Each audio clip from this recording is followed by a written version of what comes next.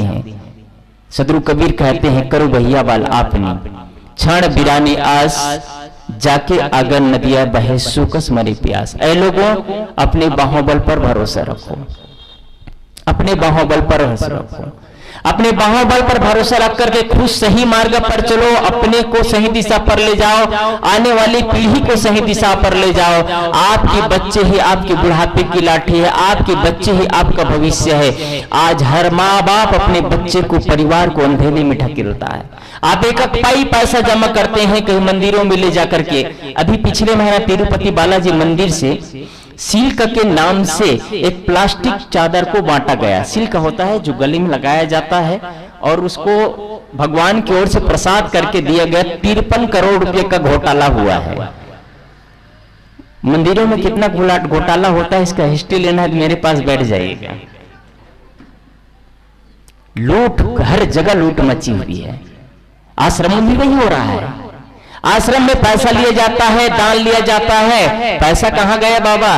अरे पत्नी और बच्चे के लिए चला गया पैसा। तो गृहस्थ आदमी बैठ जाते हैं व्यास गति में बैठ करके अपना जीवन का उत्थान के बारे में बताते हैं। जो माया मोह की दुनिया में की लिप्सा से बंधा हुआ है, जो माया मोह की आसक्ति से ऊपर नहीं उठा है, वही व्यक्ति कहते हैं ऐसे करो ऐसे करो, और हम सब उसमें फिर से चले जाते हैं। यदि यहीं पर भागवत कथा होती तो कम से कम इससे 10 गुना बड़ा पंडाल बनाना पड़ता, 10 गुना। क्योंकि आदमी को अपने जीवन गाथा से प्रेम नहीं है, आदमी को किसी दूसरे की जीवन गाथा से प्रेम है। आदमी को अपनी जीवन चर्चा नहीं करना है, आदमी को दूसरे के जीवन के बारे में सुनने में मजा आता है, रस मिलता है। ये ऐसे एक आध्यात्मिक विचारधारा है जहां आपको अपने आप से जोड़ा जाता है। कबीर विचारों में एक नई क्रांति, एक नई लहर पैदा हो जाता है। एक ऐसे विचारधारा है जिसमें संगीत नहीं है, जिसमें रस नहीं मिलेगा। लेकिन इस विचारों में जिस व्यक्ति को रस मिल रहा है, वो आदमी कभी नहीं सोएगा, उस आदमी के अंदर जागृति आ जाएगी।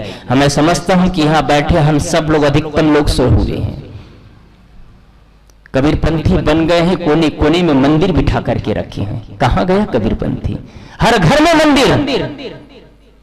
हम कबीरपंथी हैं क्यों कहते हैं? फिर हम कबीरपंथी हैं क्यों? अपने आप को टाइटल लगाते हैं। हम कबीर की उपासना करते हैं, कबीर साहब के विचारधारों पर चलते हैं, कबीर साहब के जीवन शैली पर चलते हैं। कबीर साहब ने यहां तक भी नहीं कहा कि तुम मेरी पूजा करना, मेरी उपासना करना, मेरे नाम से मंदिर बना लेना।